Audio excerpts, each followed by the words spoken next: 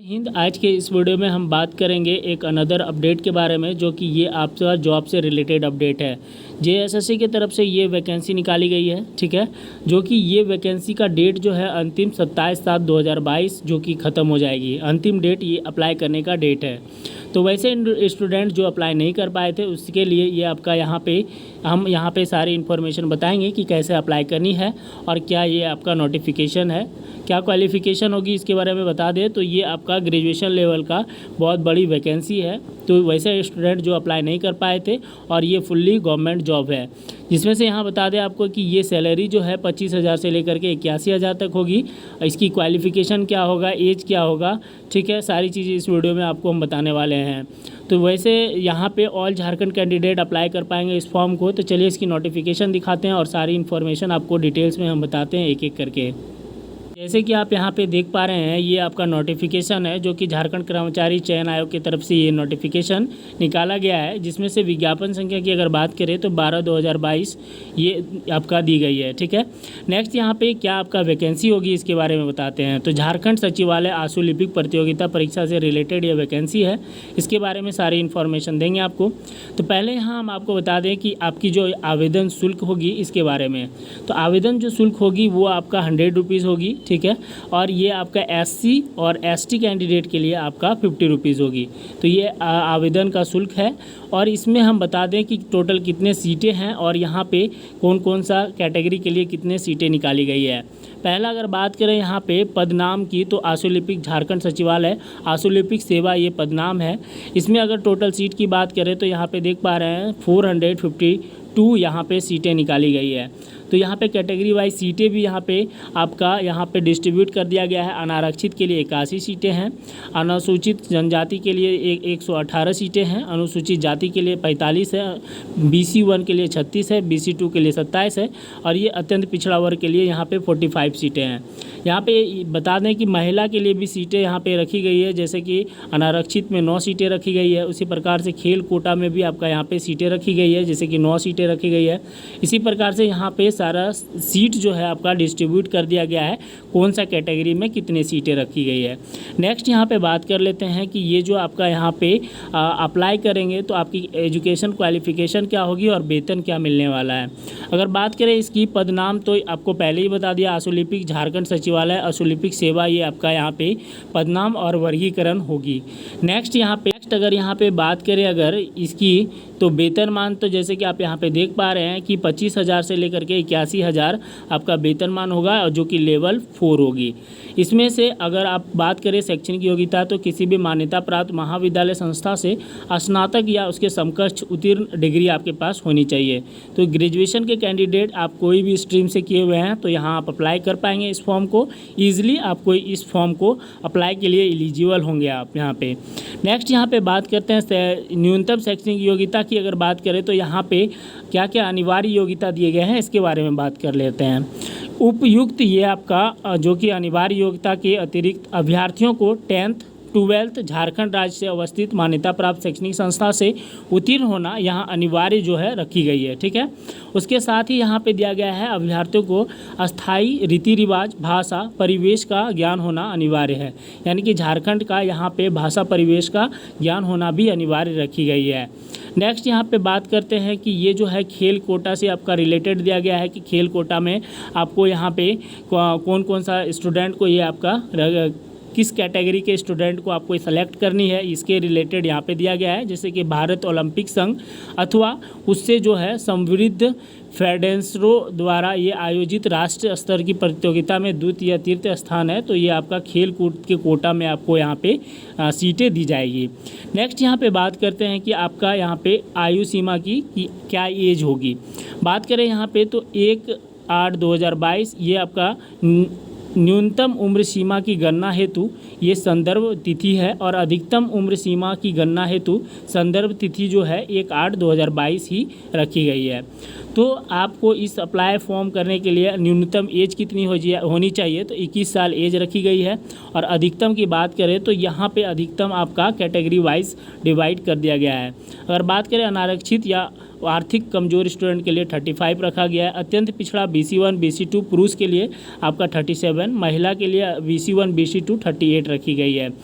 यहाँ पे अनुसूचित जाति अनुसूचित जनजाति पुरुष महिला के लिए 40 यहाँ पे रखी गई है, जैसे कि आप यहाँ पे देख पा रहे हैं। उसके बाद यहाँ पे सारी इंपॉर्टेंट्स एक एक करके हम यहाँ पे बता देते हैं ताकि किसी प्रकार की आपको परेशानी नहीं होगी। इस नोटिफिकेशन के बारे में हम आपको सारी जानकारी इस वीडियो में अच्छी तरह से आपको यहाँ पे देंगे। तो ये सारी यहाँ पे देख पा रहे हैं कि ये जो है क्या आपका नोटिफिकेशन दिया गया है, जैसे कि आप यहाँ पे देख पा रहे हैं। सारी इंपॉर्टेंट नोटिफिकेशन हम आपको यहाँ पे बता देते हैं कि क्या क्या यहाँ पे इंपॉर्टेंट्स दी गई है। आपको इस अप्लाई अगर इस फॉर्म को करते हैं तो आपकी जो है ऑनलाइन प्रोसेस में आपका यहाँ पे अप्लाई करने के लिए दिए जाएंगे। ठीक है, ऑनलाइन प्रोसेस में अप्लाई होगी ये फॉर्म, जैसे कि हम आपको यहाँ पे बता दें। नेक्स्ट यहाँ पे बात करते हैं कि कैसे अप्लाई करनी है, तो सारी यहाँ पे स्टेप बाय स्टेप इसकी सारी जानकारी दी गई है, जैसे कि आप यहाँ पे देख पा रहे हैं।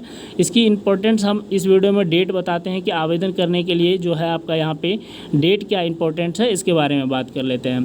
तो इंपॉर्टेंस अगर डेट की बात करें, यहाँ पे आवेदन प्रक्रिया पूर्ण करने की विभिन्न तिथियाँ यहाँ पे दी गए हैं, जैसे कि ऑनलाइन आवेदन पत्र में विभिन्न चरणों को पूर्ण करने की तिथियाँ यहाँ पे दिया गया है।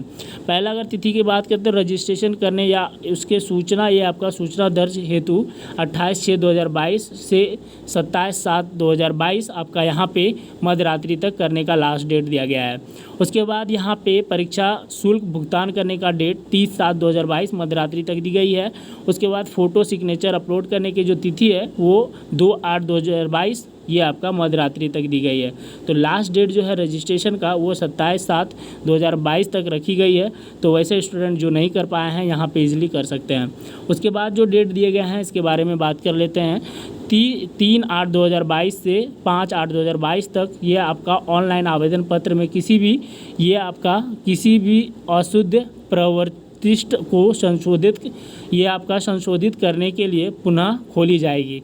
यानी कि किसी प्रकार का कोई त्रुटि होती है, जैसे कि आप यहाँ पे देख सकते हैं, जिसके माध्यम से वैध अभ्यर्थी ऑनलाइन आवेदन पत्र की अशुद्धियाँ संशोधित कर सकते हैं। छूटी सहित ये आपका यहाँ पे छूट सहित परीक्षा शुल्क भुगतान करने का जो है ये आपका यहाँ पे शुद्धिकरण के लिए आपका डेट रखी गई है। अगर किसी प्रकार का आपको त्रुटि हो जाती है, कोई गलती हो जाता है, उसके लिए आपको यहाँ पे पोर्टल जो है 3/8/2022 से 5/8/2022 तक खुलेगी। नेक्स्ट यहाँ पे आपको सबमिशन करने के लिए आपका परीक्षा शुल्क के लिए आपका ये इंपॉर्टेंट सारी यहाँ पे बातें दी गई है, जैसे कि आप यहाँ पे नोटिफिकेशन में पढ़ सकते हैं। थोड़ा यहाँ पे हम बात कर लेते हैं परीक्षा को सिलेबस को लेकर के, क्या यहाँ पे आपका सिलेबस होगा, परीक्षा का स्वरूप क्या होने वाली है।